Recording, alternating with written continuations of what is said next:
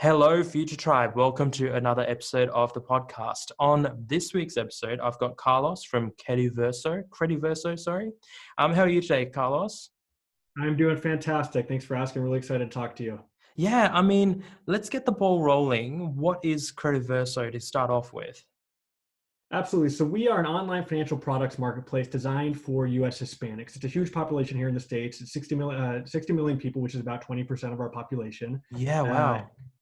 yeah, it's a big portion of the population. And the amazing thing is that they are very much underserved by existing financial institutions and financial intermediary platforms like, the companies that give you personal finance information, resources. First of all, much of it is not available in Spanish. Mhm. They don't advertise in Hispanic neighborhoods, and the content is not designed or presented in a way that is accessible to the typical Hispanic consumer. So, what we try to do is provide easy to access bilingual tools that help consumers understand complex financial decisions like how to pick the right credit card or how to apply for a mortgage. We also offer a ton of educational resources like a step-by-step guide on how to get a free credit report, or in the particular economic circumstances that we find ourselves in right now, how to make sure you get your stimulus check or a government loan, things like that. Okay, so is there such a need? So 20% of the population you said is Hispanic. Are they? Is there a need then that they get that information in Spanish or in a different language, or why is that need sort of there? I guess what I'm trying to identify is, are there then, if that's 20% of the population, are there then other groups as well in the US where they would be better served if they were delivered that information in their own native language? Absolutely. And, we're starting with Hispanics. That's the consumer base that we know best. But you're absolutely right. The one of the great things about being in the United States and about what I love about living in Los Angeles is that you can stand on a street corner in LA and see street signs and storefronts in 6 different languages: Hmm. English, Spanish, Mandarin, Korean, Tagalog, all sorts of languages. And so while we're starting with the Hispanic audience in the United States, ideally, I think there is a need for for a service like ours for many different communities. And the way that I approach how that need plays out for the Hispanic population is you can look at the media landscape, for example. And in the US, it certainly is different where you are, I imagine, but in the US, we have something like, I don't know, 400, 500 channels that are offered in English, and Hmm. we have 2 that are offered in Spanish. And so the need is just absolutely not met in many of these different verticals. Finance is a really important one for many different reasons. Access to small business loans, access to student loans, and anything as simple as getting a credit check or getting a credit card.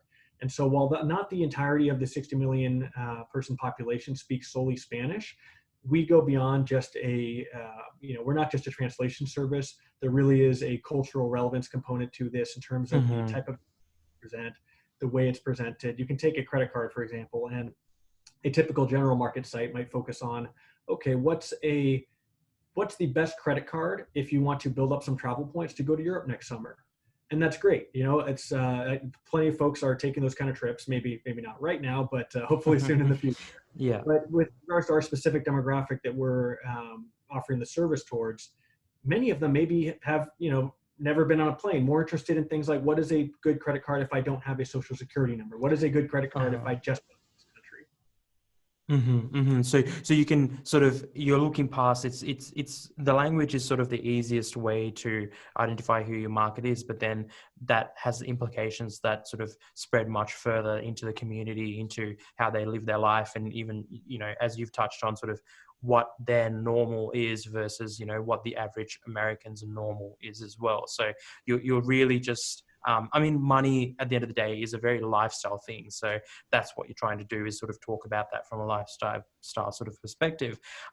We didn't talk about what your role is and, what you do at Crediverso. Yeah, thanks for asking. So I founded Crediverso about, at this point, just over 9 months ago. So we are a very young company, but we are growing very quickly. I think we are getting close to 20 people or so on the team across all the different capacities. We just brought on a summer internship team of about 7 people, all MBA students, all fantastic. everywhere from engineers to finance backgrounds. So we're growing very quickly. We're expanding into different product verticals. But I started this company in late October of last year. Mm-hmm. And really the idea behind it was that I just started noticing that, hey, why am I not seeing advertisements in Spanish with Hispanic imagery or things that are relevant to the Hispanic community on TV, on social media, on Instagram, Facebook? Why is that not there? And after a little bit of research, I realized, hey, it looks like the typical financial institution spends less than 2.5% of their marketing budget on marketing towards Hispanics. And as I mentioned a minute ago, 20% of the population is comprised of that group. So there's a big mismatch there, which, it's bittersweet because on one hand, it means that for a long time, there has been a population that has been very much underserved. On the other hand, it presents a business opportunity. And so that's, we're kind of approaching it from both those angles. Yeah, right. Very interesting. So you started this about 9-10 months ago. How old are you now, if you don't mind me asking? I'm 31. You're 31, so you were probably 30, 31 when you started as well. What drove you to start this apart from, seeing this market? I'm sure there are a lot of things in life that people come across that, there's a good business opportunity here, but it takes a bit more than, a good business opportunity to jump into a business. What were the other factors that sort of came into it? Were you sort of leaving another job, or were you finishing up at another business that you started? How did that sort of happen perfectly? Yeah, thanks for asking, Germaine. And really, the way that kind of played out is that I, not too long ago, graduated from grad school, and I did a joint degree program at Harvard in law and business. So I graduated with my JD and my MBA. And that, I was lucky enough to get to have that great education and learn across a variety of subjects, from law all the way to finance, how to start a business, how to incorporate a business, all those things that really it's kind of an essential skill set for a founder. And so I figured, okay, now I'm young, I'm not married, no kids. Now is probably the best time, if there is one, to take this big risk, because it is a big risk. It's, many of my colleagues went on to very secure jobs in investment banking or consulting or private equity. And that's a very hard route because of the hours that they make you work and the lifestyle. But you don't have that same job insecurity. You don't know whether your company will still be around in a year. So I figured if there's any time in my life where I'm going to take a big risk, it's right now, where I don't have people depending on me. And I think it's a social mission that I really care about. And so that makes it all easy to swallow.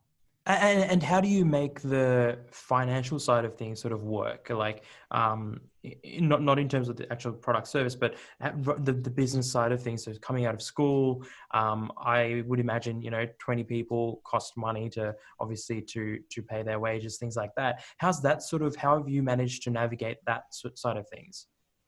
Well, that's the $1 million question. It actually, the way we approached it has been a pretty cost-light approach to getting this thing built out. We made this a lab, which was to get a level product. And while that is a tough path to choose for a variety of reasons, most of which he kind of just outlined on the cost side, it puts you in a position where you have an actual product that people can look at, walk through, get a really good understanding for the business and the revenue model before you begin asking for venture dollars. And you have a little bit more leverage that way, and just better economics in terms of the terms that you get from venture capital partners. Now, to answer your question, that makes for a tougher stretch from inception to funding, right? And I was lucky enough to have had a few jobs before and during grad school, and I was able to put away some money. I knew that I ultimately wanted to start something on my own. So between putting away that money during grad school, investing it where I could, the fact that up until a couple months ago, we were in a long bull market, all those things kind of helped to put me in the position to be able to fund this thing internally for a little while until we got the MVP up and running, which we have now. And now we are aggressively in the VC funding strategy phase of our existence. Okay, wow. So you're very intentionally now looking for outside money to come in and use that funding to I guess, take the business into the next stage. That's right. And I'm really excited about it because it means that, where we have been very intentional about approaching some of these costs and some of these big expenditure items previously, now we are kind of starting to get to the point where we can think about, okay, what does this thing look like when we really juice it up with some financing? Mm-hmm. And that is everything from bringing more engineers in-house to accelerate our growth on the product development side, to really taking a heavy crack at paid ads. And we have a few strategies within that, but additional money never hurts, Germaine. Yeah. I mean, it's an interesting thing that I think I think about all the time, because when you get additional money, you'd be looking to give away a portion of the business. Is that correct in this instance in terms of what you're looking at? Unfortunately, I think they generally will make me. I mean, if anybody wants to give me free money, that's even better. But you're looking at giving away shares of the business versus like debt or venture debt and those sorts of options. We're considering both. We have a team comprised of a few very smart people. We have a lawyer with experience on the VC side, some folks with finance backgrounds like my own. And that's one of the major decision points we're trying to make. So through this process, as we look at the real decision points of the fundraising strategy, it's okay. What do we want to spend the money on? How much will it cost? What is the best way to pursue that money? And based off of all those factors, who are we targeting from an investing standpoint?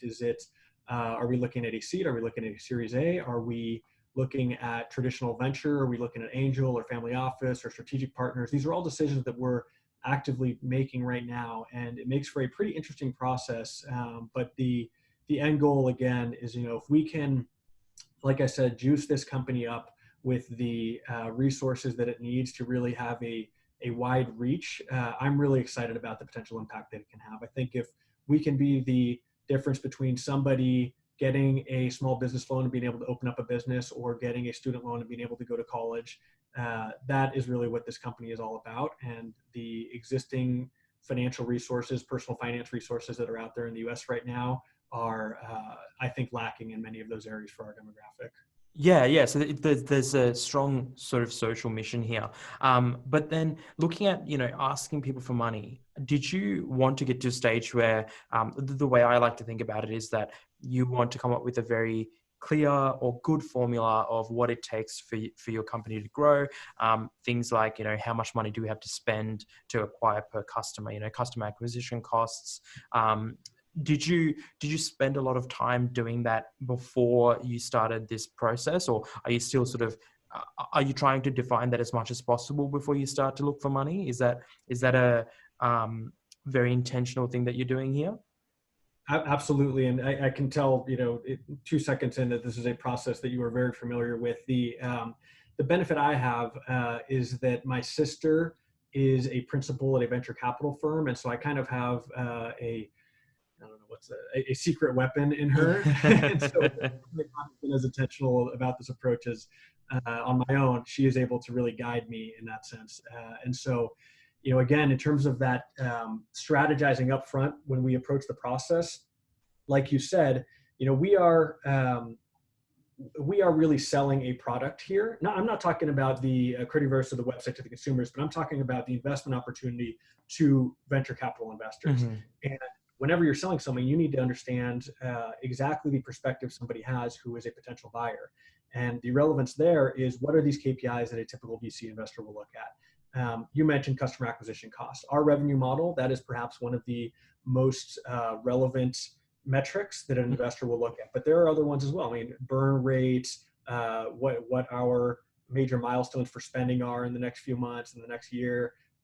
These are all very relevant pieces that need to be able to be answered before we can have serious conversations within the VC community. And we've, I think, done a pretty good job so far of trying to come to those answers. But it's a startup. Things change. We're rolling out new products as we speak. So what our burn rate looks like, what our revenue structure looks like, is different for every product. So it's been a fun process to answer the question. Yeah, I mean, it's an interesting sort of time for us to talk with you because you're sort of 9 months in. I would call that a very young business, but then you're starting to look for funding, and you're in a position where I would say again, businesses would find themselves more at 24 months rather than 9-10 months in.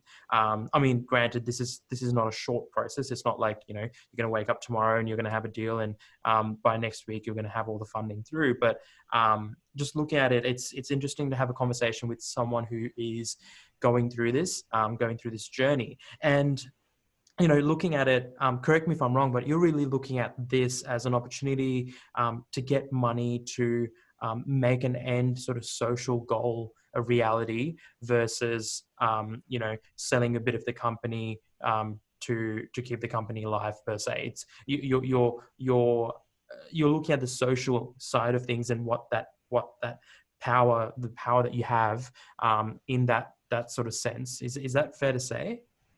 Well, I think the good thing about the position we're in right now and the way we've built out the different teams is that our burn rate is actually very, very low. So we are under no immediate time pressure in terms of how much we need to raise. But in terms of the end goal of why we're trying to do this, I think there are two major goals. I mean, there is absolutely that social mission and that potential for generational change that I think we have within this community. I think is very much needed, and through the power of the internet and the opportunity that has been created through other firms or large financial institutions not being able to access or not simply caring enough to address this market, there is a big opportunity there to have a social mission. The flip side of that coin is that this is a space that is phenomenally, it makes phenomenal sense from a business case because there are all these different products. I mean, credit cards, personal loans, student loans, credit checks. These are, in many cases, especially through doing it on a mobile or on an internet platform, very high margin products. I think the beauty of the model that we're pursuing is we will never charge a penny to the end consumer, to the Hispanic consumer in the U.S. Our revenue model is entirely tied to the financial institutions with whom we partner. On the back end, essentially. So once something goes through, you get like a reimbursement, a commission, whatever terminology you want to use, for sending that person to that institution. Is that exactly? And the specifics there are somewhat different depending on the product vertical we're talking about, but that's the gist of it. Mm-hmm. And again, those commissions are provided by the financial partner and not by the end consumer. So how are you finding your clients? Is it, or your customers, is it a lot of word of mouth at this stage, or are you doing, you mentioned sort of, increasing spend in advertising, but is that something that you've pursued? How have you sort of started to find these clients and customers?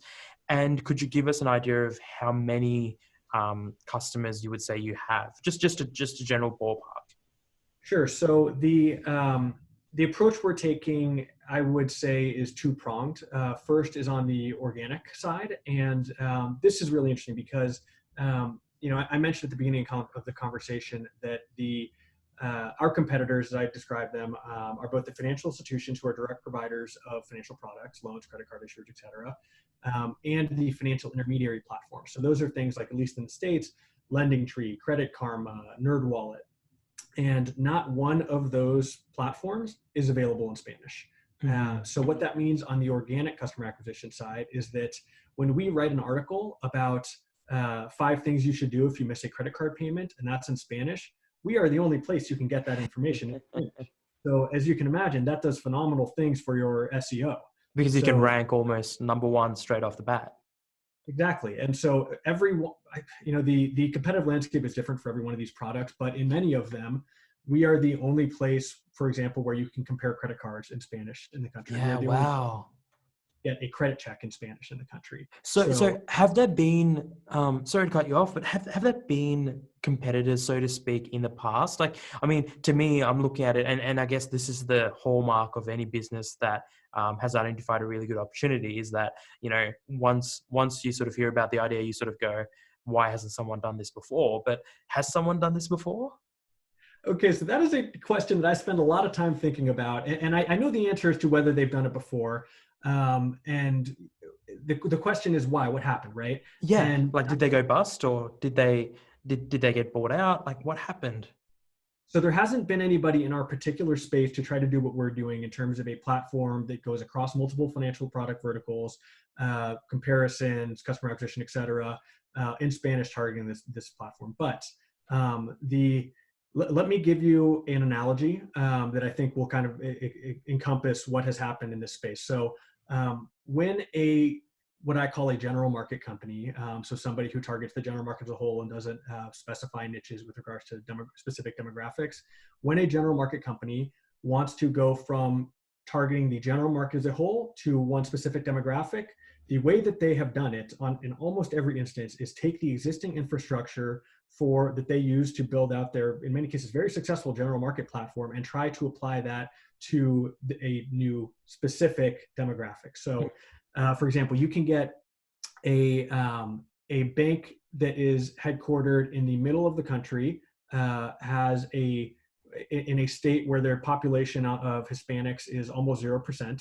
And they say, hey, they're looking at the same numbers we are. We got 60 million people here. We're not addressing them. We're not available in Spanish. Let's do this. Let's go after this market. Mm-hmm. And they say, okay, hey, Karen from accounting, you want to take this on? And she said, okay, I've never really tried Mexican food, but yeah, sure, I'll try it on. And they try it. It doesn't work. No surprise. And it goes bust. And the most recent example of this is a company called Mundo Fox, okay, which Fox tried to develop a competitive television station in Spanish called Mundo Fox. It started, I think, in 2014. And by 2016, if I'm not mistaken, it was bust. Wow. And so I think the approach of trying to transplant a general market infrastructure into a new market, much like if you were to try to go into a different country, does not work. Whereas if you build ground up with people who are familiar with that market, familiar with the audience, and know how to speak the language in more ways than one, I think that's the appropriate way to target that market. Mm-hmm, mm-hmm. So what you've been able to do is essentially, it's almost the benefit of not having a product that already sort of does a similar thing, is that you can build it up and you can customize it so that the customer is really in love with it in all aspects of it, and it sort of is really fit for purpose versus just getting something and then trying to make it work, which is, as you've mentioned, the competitors have tried to do in the past. That's the goal. And it's funny, for example, this is all stuff that I love seeing the examples of, but again, it's bittersweet because it just means that this is an unaddressed market.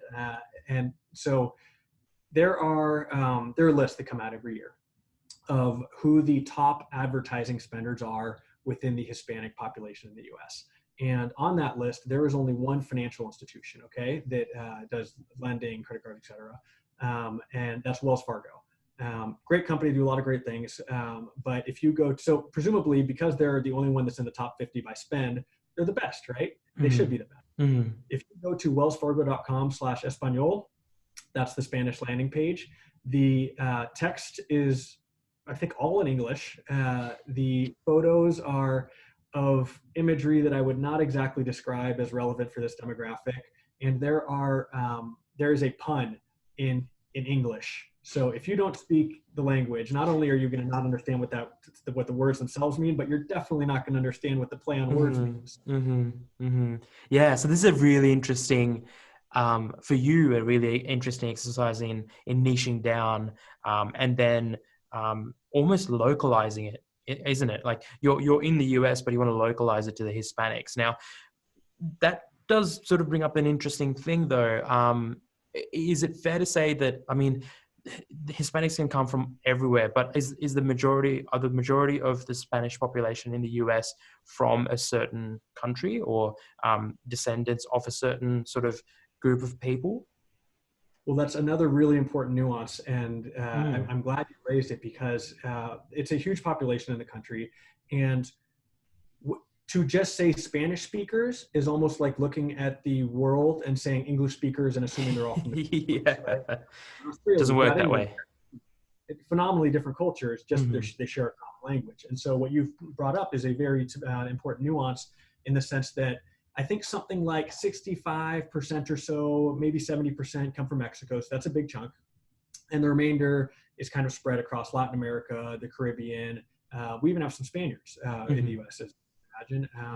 So very different countries, very different cultures. They do share the commonality of the language. But the one thing that I've seen, for example, is that the way that immigration has played out over the past 50 years, 100 years or so in the country is that the Cuban population, for example, when that immigration process started, and this is, I'll get a bit didactic, at the risk of being a bit didactic here, I'll offer a bit of, because that was they were political immigrants, political-based immigrants for the most part. I'm speaking in broad terms here.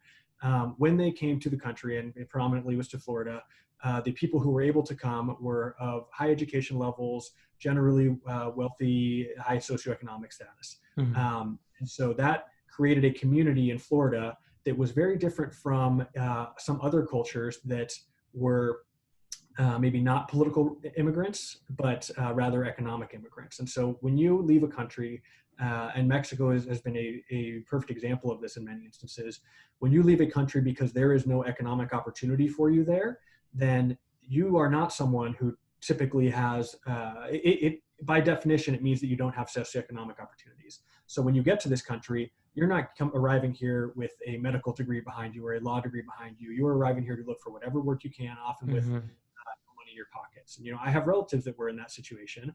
And so it's one with which I'm really familiar. But the way that plays out is that when you look to what you asked how companies have traditionally approached this.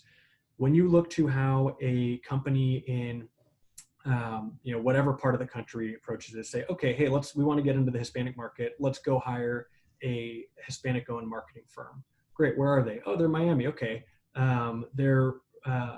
that is a firm that is very well suited for targeting their specific demographic of Florida and the immigrants that have arrived in Florida and that community that's developed there. But that may not be the one that captures the largest percentage of the population in the country. So you may end up coming up with a message that is perfect for one portion of that pie, but missing a much larger portion of that pie. And so what's your heritage? What's your background?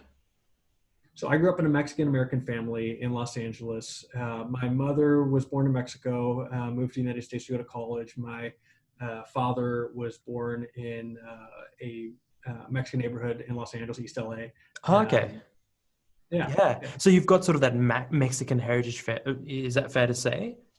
Yeah, absolutely. I also actually have a quarter Irish in me. Unless you see the baby pictures of me where I had orange hair. Yeah, wow. I guess the reason I'm asking this is because, you've just talked about how hard it can be and how important it is that you have, quite first-hand knowledge and first-hand experience when you're targeting your demographic. But how do you then make sure that you do that? Because I can imagine that, like, do you literally just sit down and look at all marketing collateral, look at the website and make sure that it sort of matches who you're going after? Do you have different people you invite into this mix? Do you talk to a marketing agency, get them involved? How have you managed to do that? Because you've got the distinct benefit here of actually having heritage or the background and the upbringing that is related to your niche. But I could imagine that if you didn't have any of that, this would be near impossible. But how do you make it happen? Well, listen, it is very, very hard, even for me, having the benefit of growing up in a neighborhood that is very Hispanic. And, I think I just had tacos for lunch. So that's even having had that exposure to the culture, it is still a very hard thing to do, to build a product that somebody wants to use and they feel is right for them. We've had the benefit of having a woman on the team who was the founder of multicultural marketing at Google, so has a phenomenal background in this space. But really, I think the first step as we've approached product development in every one of these verticals, whether it was our credit card comparison platform, whether it's the credit checks or loan products that we're working on, the first step in every instance is understanding the consumer, understanding the pain points, understanding what they like and don't like about the existing offerings, if they even know about the existing offerings. I mentioned that there is very little marketing for these products in those neighborhoods. So sitting down and actually having surveys, interviews, questionnaires, talking to people, getting their stories.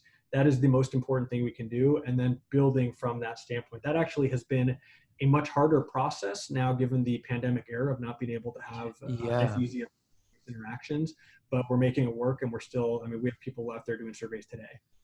Okay. Yeah. Yeah. So it's very hit the ground running. Talk to the people, talk to the demographic, and just put in the work that it's going to take to understand what they're after and what they want. But I'll Yeah. give you an example for as to why this is so hard. So, I know you speak a bunch of languages. Well, I don't know if Spanish is one of them, No. but in Spanish, you can refer to someone using either the informal tú, okay, which is you, or the formal usted, which is generally reserved for parents, things like that. If I'm talking to one of my buddies, I say tú. If I'm talking to a professor, I say usted. Now, which one of those do we use when we're writing these articles, right? That's like, you think that's a simple question, but is it, are the people reading this? Are they younger? Are they younger than me? Are they my age? Are they older? Are they first generation parents? Are they second generation children? Those are all, that's a very nuanced question. And to my point earlier about what happens when you put Karen from accounting on this project, who's never been to Southern California, that tú versus usted thing, I have trouble figuring out the answer to that question. Yeah. Let alone someone who hasn't even had Hispanic food and any sort of Hispanic contact before, so to speak. What are some, like we've talked about, the things that you've been able to do? What are some things that some mistakes that you've made? Some things that you've sort of gone, oh, we could have been, a month or two ahead if we'd avoided this mistake. Anything come to mind? Yeah, honestly, it's not a question of what comes to mind. It's a question of which item from the list to tell you. Oh, that's fantastic, because normally people just sort of say, oh, I can't really think of any. It just took a long time, but I can't think of any mistakes. But what are some big ones that do you think the audience can really learn from and understand from? Yeah, absolutely. So I think probably the the most interesting one is that I mentioned that we have a lot of different product verticals that we're in. The ones that I think are the most interesting, both from the business case and from the potential to have like real dollar impact, putting dollars back in people's pockets, are some that we're working on right now that are going to be launched over the next hopefully few weeks. But if I give you a deadline, then my product team is going to yell at me. So let's say a deadline. But those are ones that my background is not as an engineer. My background is in lots of finance. I'm not the one code. So when I did this initial diligence on what I thought the business was, what the identified these products, and I thought, well, awesome, but it was very short. And I said, okay, in order for us to get there, we need involvement from these partner financial institutions. We need buy-in. We need to be able to show them that we are legitimate, we are active, that their competitors, if they're not already on board with us, they will be on soon, and we can capture those network effects. And I said, okay, to get there, that's going to be hard. We need to build up some groundwork first. And what you can see on our website right now, while I certainly think they're viable business lines on their own, I think they are in many ways steps we took in order to position ourselves to be able to chase down that really big fish. Now, I mentioned that I wasn't an engineer by background, and that's where this gets important. That's where that gets relevant. The process that I understood to be very much a business development process in order to access the information and the software that we need to create those products that I was mentioning, I thought that was going to be really hard, really time intensive, very much a business development thing based on relationships and demonstrating value.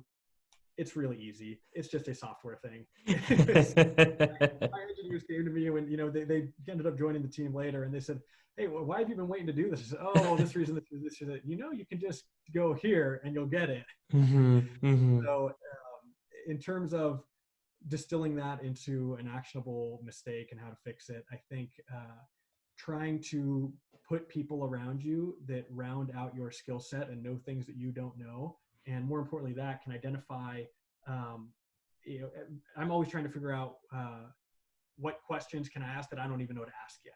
And so having those people around that can solve for that is really, really important. And because this was a very lean team at the start and we were self-funding, I tried to solve for a lot of that on my own at the risk of not getting questions answered in the first place that could have saved me a lot of time and resources.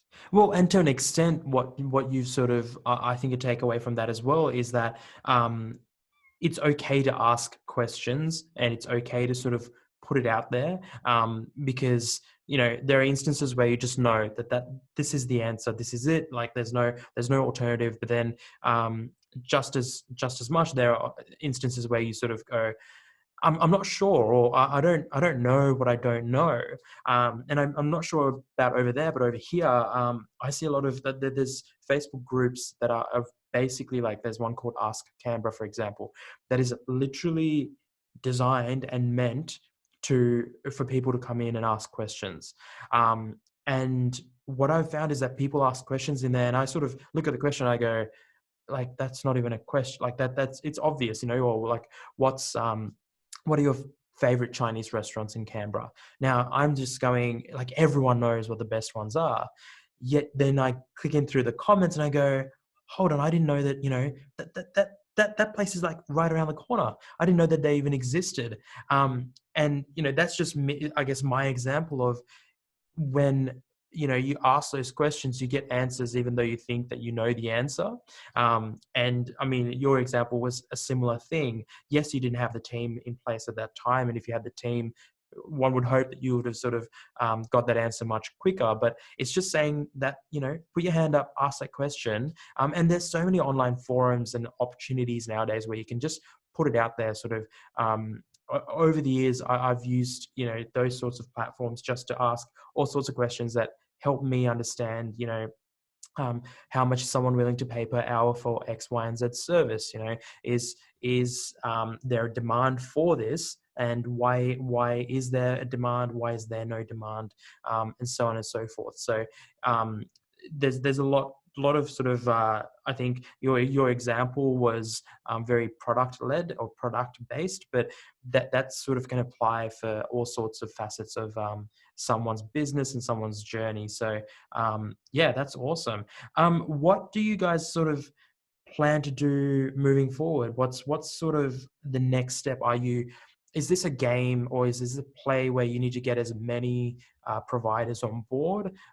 Is this a play, like, because it's sort of almost a chicken or the egg situation as well, isn't it? Like, do you get complete coverage of all Hispanics, but then not have complete coverage of all financial products, or the opposite, or both together? What's the plan there? No, you just highlighted something that has been very much an idea that it has, not kept me up at night, but one that I struggle with trying to solve for. And that's I think it's the reason why people don't pursue this type of business often, is because it's a two-sided marketplace, and building a two-sided marketplace is very, very hard. You have to align the supply and align the demand at the same time. And like you said, it is a chicken and the egg problem. So, with regards to our specific two-sided marketplace, on the one hand, we have all these consumers that they will only want to be on our platform if they can see relevant offers for loans, for credit cards, for credit checks, etc. On the other hand, on the supply side, these financial institutions, they're not going to want to put their products on their platform unless there is traffic, right? Unless there are consumers, unless there is demand. So, okay, how do you get both there at the same time when neither one wants to be there if the other one isn't there yet? And that's an interesting challenge. The way that we've approached it is basically we built out the supply. I don't want to say artificially, because it is real. It is real supply. It is just not in the ultimate iteration that we want it to be in from a technological standpoint or from a monetized standpoint. So we brought in a bunch of personal finance experts, and I am certainly not a personal finance expert yet. I'm working on becoming one. But we brought in people who write for Forbes, write for CNBC, write for every major financial editorial that you can think of. And we said, hey, help us build out this platform with content that is relevant, interesting, and showcases the right products for this demographic. That, by the way, on its own was a very difficult process because, as you can imagine, finding somebody who has a knowledge of the specific demographic of financial products, yes, you can find them. They're probably going to be in Mexico. And those financial the same ones that we want to showcase in the U.S. So it was very much, finding the right people, refining it in the way that is relevant. And so we stocked our platform with all this content about what are the best credit cards, what are the best loans. And while we didn't have that done in the technologically sophisticated way that we are bringing it to now, and in many cases those products weren't monetized yet, that at least created a supply such that the demand can now have something to look at and have something to demand for. So that's how now we're in the position where we have that demand and we can go back and pluck out something that isn't exactly what we want, pop it back in with something that is monetized, that is technologically sophisticated, et cetera. And that's how we kind of approach that chicken and the egg problem. Yeah. So instead of being frozen with almost indecision of, what do I go with, chicken or the egg, you just picked one and just ran with it. And then just knew that, okay, it might not be perfect. It might not be the exact demographic. It might not be generating the exact results, but that you can then leverage. It's almost like, the first step, right? You sort of get that step going, and then that because you've got that first step, you can then go to the next step, but you can't sort of jump over that step.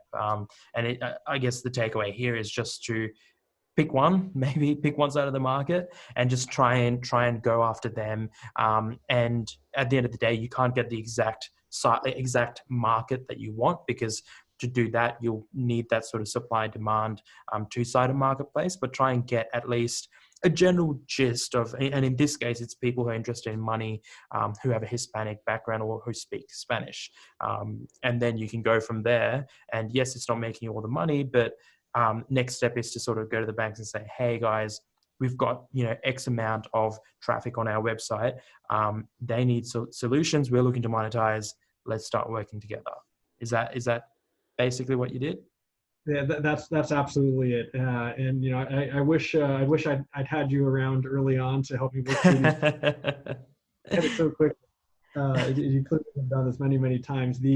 What you were mentioning a moment ago, I think it really struck home to me, because all the other jobs I've had, and like I mentioned, I've worked in law firms, I've worked on the banking side. I have been surrounded by these fantastic, intelligent people who are good at what they do, and they're hardworking, and they challenge you, and they provide a sounding board for complex questions that you're trying to figure out. So you're just like you are right now.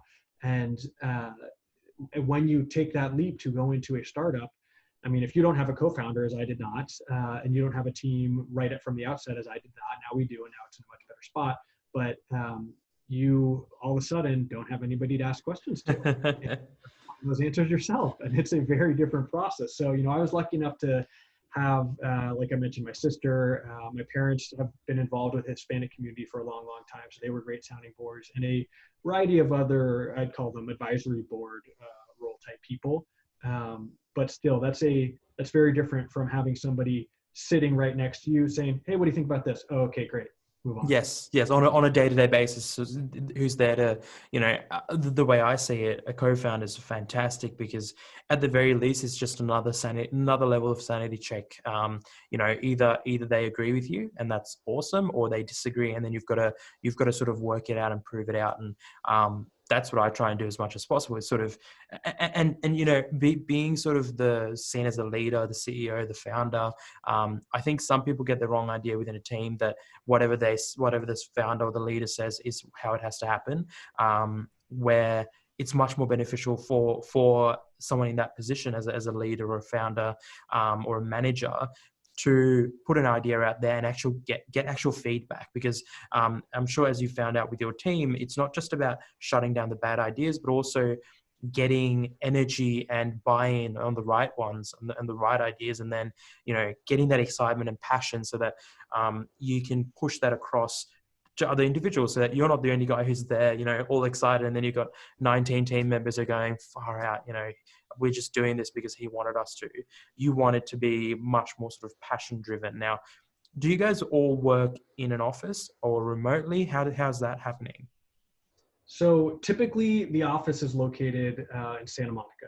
Great place to be, really easy to recruit. We can say, hey, yeah, the office is in Santa Monica. Why don't you come on down? We'll take our breaks at the beach. That is no longer a reality with the pandemic era. So we have been entirely remote. But even, prior to when that started, we have there are roles across the team that don't need to be in person. So we have team members who, previous to all this, were located in New York. Some were located in Los Angeles. I traditionally spent half my time in LA and half my time in New York. And most of that could be done prior remotely. It is now all being done prior. I would love to get people back into the office just because of what I was talking about with that communal feel and bouncing ideas off each other and ideas that you didn't expect. We'll see when that's a reality and whether people are excited or interested to be back in the office. But for the moment, we're all remote.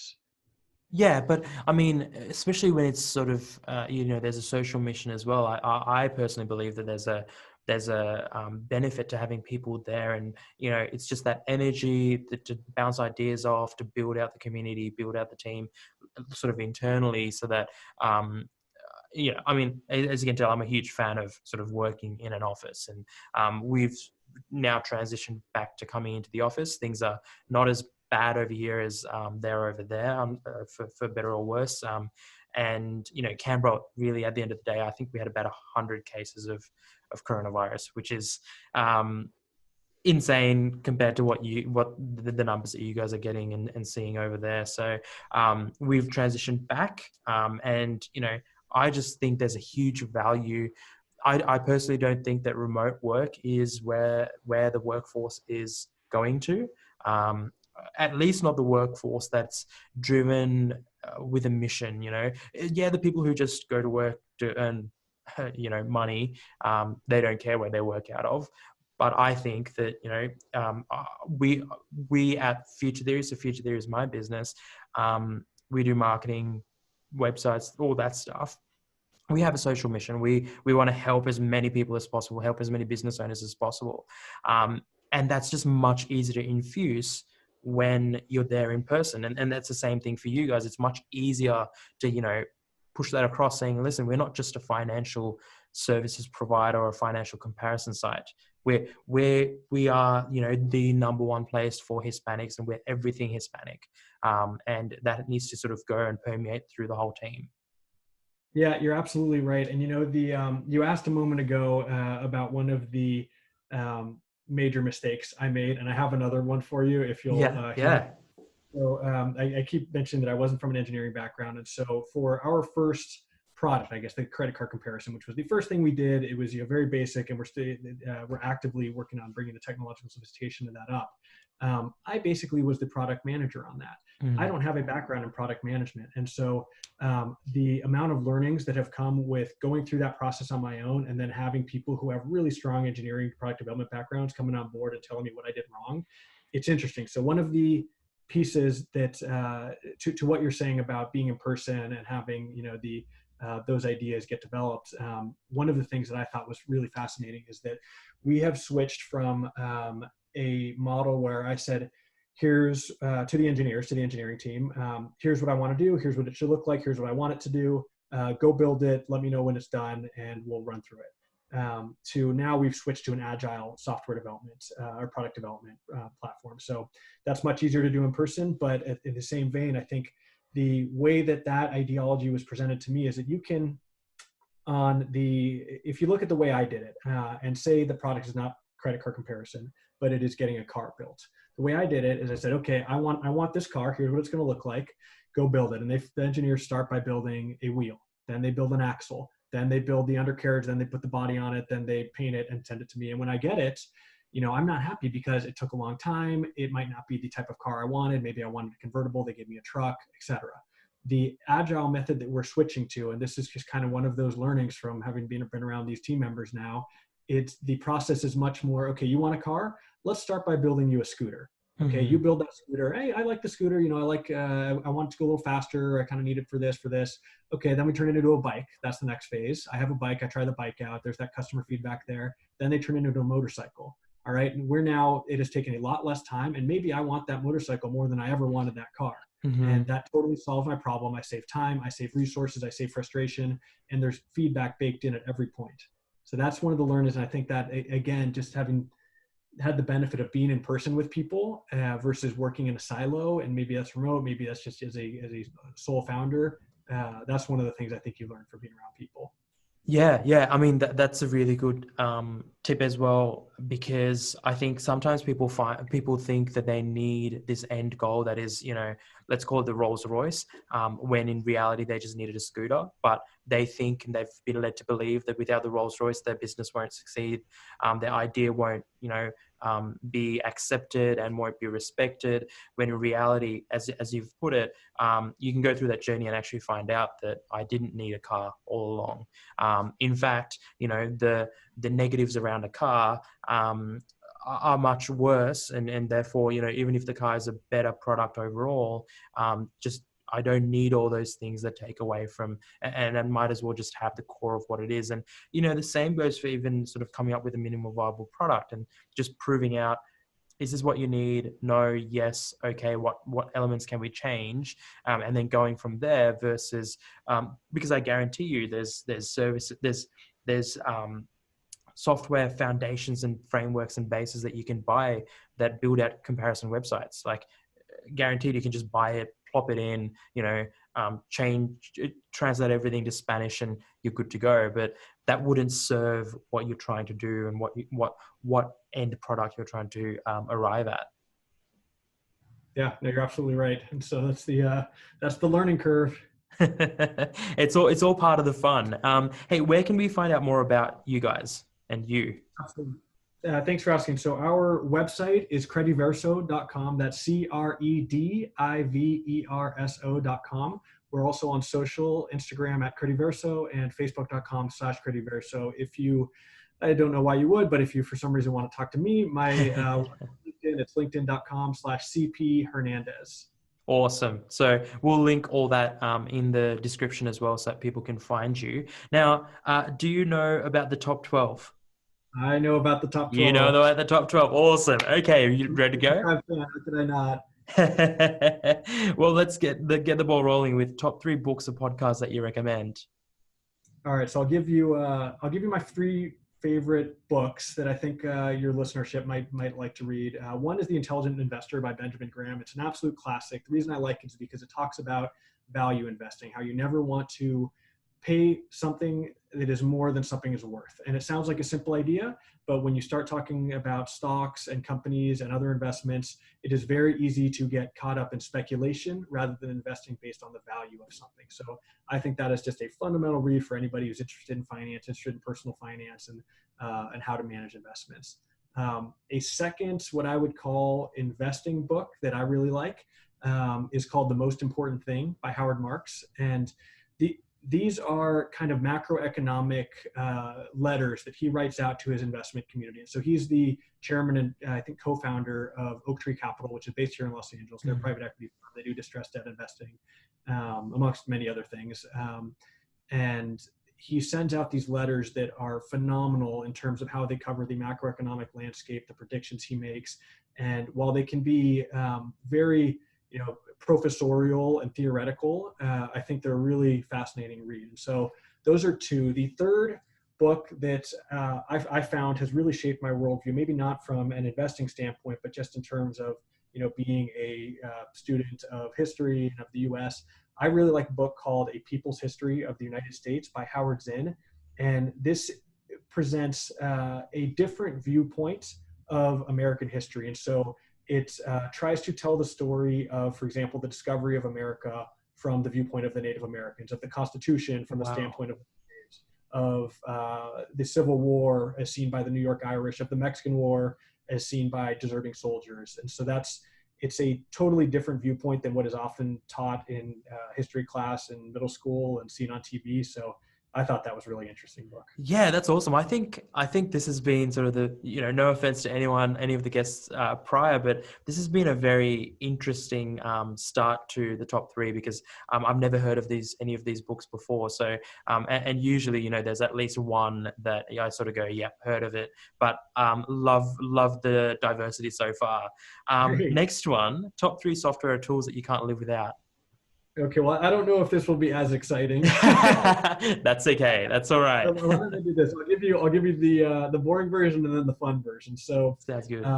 The boring version: Excel, PowerPoint, and Google Hangouts. Okay, those are tools that I think every startup founder needs. Excel, I had the benefit of having done investment banking, and they really grind into those hard skills. It is not. It is a very approachable software at the end of the day. It is not rocket science like everybody likes to make it out to be. I think people like to think that what they do is really hard, so they tell people it is. It actually is really easy to learn. The trick is learn how to do everything on your keyboard without using a mouse. You'll save tons of time down the road. But for, it is a financial modeling tool. I think what our platform does in the first personal finance space is all about giving people tools to understand finances. Excel is one of those tools. And when you're looking at things like valuing businesses, valuing stocks, as we are pitching venture capital firms, Excel is something that's absolutely necessary. PowerPoint is the next step of that. And that's taking the learnings that you generate through financial modeling in Excel and putting them in a narrative that is interesting, that is compelling, that tells the story of your business or whatever it is you're trying to describe. And, it doesn't need to be PowerPoint, but just something that can create that presentation that tells your story. I think storytelling is such an important skill. It is a soft skill. It is not one that is taught as a technical thing in high school or college, but it is so important being able to tell your story. Then the last piece, we are in the pandemic era, and Google Hangouts is I think it is a totally free service, and it has been phenomenal for our team being able to connect. I mean, as the team grows, I think the other day I sent out an invite to something like 15 people, and I thought, what's the limit on Google Hangouts? Am I going to hit that? I no pun intended, Googled it, and it's 250 people you can get on Google Hangouts. Which is enough for most people. You would say that basically enough for everyone. Yeah. So that's awesome. The answer. The fun answer: software I can't live without. Mario Kart, Super Smash Brothers. I mean, I guess it's software technically, so you get a point for that one. Top three mantras you try and live by. Okay, I'll start with one, and not to double down on the video game comment, but I think I'll give you a Star Wars quote here. Yoda says, "Do or do not, there is no try." And I think that is such a powerful message to live by, because it is so easy to say, one day I want to start a company. One day I want to volunteer. One day I want to do X, Y, Z, whatever it is. Just do it, get out there and do it. Don't worry about trying. Don't worry about failing. Do it or don't do it, and stop talking about it. And that's why I like that one. A second quote that I find phenomenal is by one of my personal heroes, Bruce Lee. He says, "To hell with circumstances, I create opportunities." And this is something that I think rings really true for the community that our product is intended to serve. Not everybody starts with the same circumstances, and not everybody has access to the same resources, tools, education, financial backgrounds, etc. But being able to put your head down, work, do what you can with what you have, and create an opportunity out of it for yourself or for others, I think is such an important message. The third one is by someone who actually I'd be interested to know if his message has reached Australia. He's a hero kind of among the Hispanic community here in California, amongst migrant farm workers, and name's Cesar Chavez. And he said, if you really want to make a friend, go to someone's house and eat with him. The people who give you their food give you their hearts. And as somebody who has been known to enjoy a heavy meal here or there, I have always preached that the best way to get cultural understanding amongst people who may have nothing in common is through food. You give me a good plate from some culture that I've never tried before, I eat it, we talk, that's the best way to get understanding. Yeah. Awesome. That is again, there's a lot of diversity in this top 12, which is good because, that's what your product is all about as well, I think. The last It's certainly one. what Yeah, our sorry. team looks like. I think just amongst our internship team, we have someone from South Korea, someone from Chile, someone from Colombia, someone from Mexico, someone from Taiwan, someone from San Diego. There are a lot of different accents being spoken in our intern program right now. That's awesome. I mean, growing up, my friendship group, we called ourselves the UN because we had a Serbian, Italian, Aussie, British, myself. We had a Lebanese guy. It to me, it's just awesome, and it's just something that should be embraced. And yeah, on to the last one. Top three people you follow or study and why. Okay, so I'll start with the quote that I gave from Bruce Lee. So he is someone that I've always considered a personal hero, and the reason is that we all have these platforms that we work hard on developing, and whether that is something simple like our social media presence amongst our friend group, something in between like a company, or something major like a national following, an international following like Bruce Lee had through what he did with martial arts. I think the important thing is whatever you can do to get yourself a platform and then do something good with it. That's why I think Bruce Lee was really interesting. His platform was martial arts, and he contributed a lot to that from an academic perspective, an athletic perspective, everything. But where he really had a lasting impact was on, I think, the cultural understanding that took place between Americans and Chinese Americans in the U.S. during the time he was alive in the 60s. There was a lot of racial tension between within the Chinese community and the American community. It was an immigrant community that had previously been pretty closed off, mostly lived in ethnic enclaves, and there was a lot of racial tension. And by using that platform that appealed to the general markets, he was able to create a lot of understanding amongst those cultures there. And I think he did a lot for the Chinese American community over the time period that he was active. Yeah, I mean, I love Bruce Lee even growing up, sort of even as a kid. So yeah, that's I couldn't agree more. Anyone else that come to mind? Yeah, I'll cheat a little bit here and mention my parents. So their names are Roland and Margarita, and I don't think I could even begin to describe a list of heroes of mine without having them just be flat smack dab in the middle of it. My mom moved here from Mexico to go to college, and she uh, has done so much. She became a lawyer. She has had a successful career in business. She was a couple years ago appointed as an ambassador to the UN. And so Wow. I'm proud of what she does. And on top of all that, she's been a fantastic mother. And so she's always made time both for her career, for her family, for absolutely everything. So she's someone I very much look up to. My dad, same thing. He was born in East Los Angeles, son of a cop. He got himself a great education, and ended up devoting much of his career again to his community. So he worked for a long time as the chairman and CEO of Telemundo, which is one of the major Yeah, I've heard of Spanish them. networks here in the U.S. Mhm. And so being able to be active in your community, contribute to the community, but also challenge yourself from an intellectual and a business perspective, a professional perspective, is something I very much look up to and aspire to. And so having my parents as role models, even just within the house, is something I'm I find myself very lucky and constantly grateful for. Yeah, that's awesome. I think there are a lot of people. I mean, growing up as well in Australia, it's easy to forget that the suffering that people's parents and grandparents have had to go through, or the life changing, life altering things that they've had to do, like moving whole country, just in search of opportunity, usually, or in search of something different. I mean, my parents did the same thing. I wasn't born in Australia. We moved to Australia in sort of this pursuit of something bigger, something better, something more. So yeah, can totally relate to that. I think that basically wraps everything up. Any sort of parting words?